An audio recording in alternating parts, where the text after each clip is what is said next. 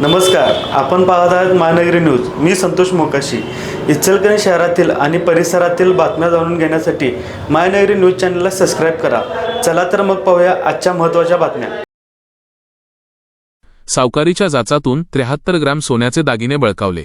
व्याजासह मुद्दल देण्यास तयार असूनही दागिने देण्यास अमोल ज्वेलर्सच्या शहाजी खोतचा नकार। इचलकरंजी पत्रकार संतोष मोकाशी, महानगरी न्यूज। इचलकरंजी शहरात बेकायदेशीर सावकारी आणि फसवणुकीचा धक्कादायक प्रकार उघडकीस आला आहे। सोन्याचे दागिने गहाण ठेवून घेतलेल्या कर्जाची संपूर्ण रक्कम व्याजासह परत देण्यास तयार असतानाही 73 ग्रॅम वजनाचे सोन्याचे दागिने परत न करता अडवणूक केल्याप्रकरणी शिवाजीनगर पोलीस ठाण्यात एका सराफा व्यावसायिकावर गुन्हा दाखल करण्यात आला आहे। अमोल ज्वेलर्सचे संचालक शहाजी पांडुरंग खोत असे गुन्हा दाखल झालेल्या संशयित आरोपीचं नाव आहे। मिळालेल्या सविस्तर माहितीनुसार इचलकरंजीतील हत्तीचौक परिसरात राहणाऱ्या एका 32 वर्षीय महिलेने याबाबत शिवाजीनगर पोलिसांत तक्रार दाखल केली आहे।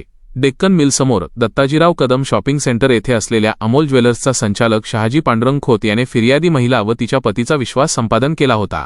घरगुती व वैयक्तिक कारणासाठी या दाम्पत्याने आपले 73 ग्रॅम वजनाचे सोन्याचे दागिने शहाजी खोत याच्याकडे गहाण ठेवले होते। त्या बदल्यात खोत याने त्यांना दरमहा 3.5% इतक्या उच्च व्याजाच्या दराने 2,21,484 रुपयांचे कर्ज दिले होते। महिला व त्यांच्या पतीने ठरलेल्या कराराप्रमाणे वेळोवेळी सावकारी व्याजाची रक्कम आरोपीकडे जमा केली। मात्र एखाद वेळेस व्याजाची रक्कम देण्यास विलंब झाल्यास संशयित शहाजी खोत याच्याकडून पैशांसाठी तगादा लावून मानसिक त्रास दिला जात होता। जून 2024 मध्ये फिर्यादी महिलेने आणि त्यांच्या पतीने कर्जाची संपूर्ण मुद्दल रक्कम व उर्वरित व्याज देऊन आपले गहाण ठेवलेले सोन्याचे दागिने परत मागितले। मात्र शहाजी खोत याने दागिने देण्यास स्पष्ट नकार देत उडवाउडवीची उत्तरे देण्यास सुरुवात केली। वारंवार खेटे मारूनही दागिने परत न मिळाल्याने आणि आपली फसवणूक झाल्याचे लक्षात आल्यानंतर पीडित महिलेने अखेर शिवाजीनगर पोलीस ठाण्यात धाव घेऊन फिर्याद नोंदवली।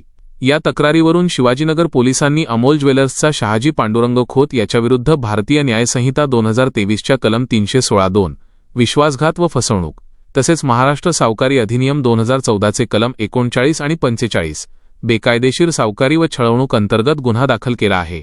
शहरात बेकायदेशीर सावकारीचे जाळे पसरले असून अशा प्रकारे नागरिकांचे दागिने हडपणाऱ्यांविरोधात पोलिसांनी कडक कारवाई करावी अशी मागणी जोर धरत आहे। या प्रकरणाचा पुढील अधिक तपास शिवाजीनगर पोलीस ठाण्याचे पोलीस उपनिरीक्षक भोसकर करत आहेत।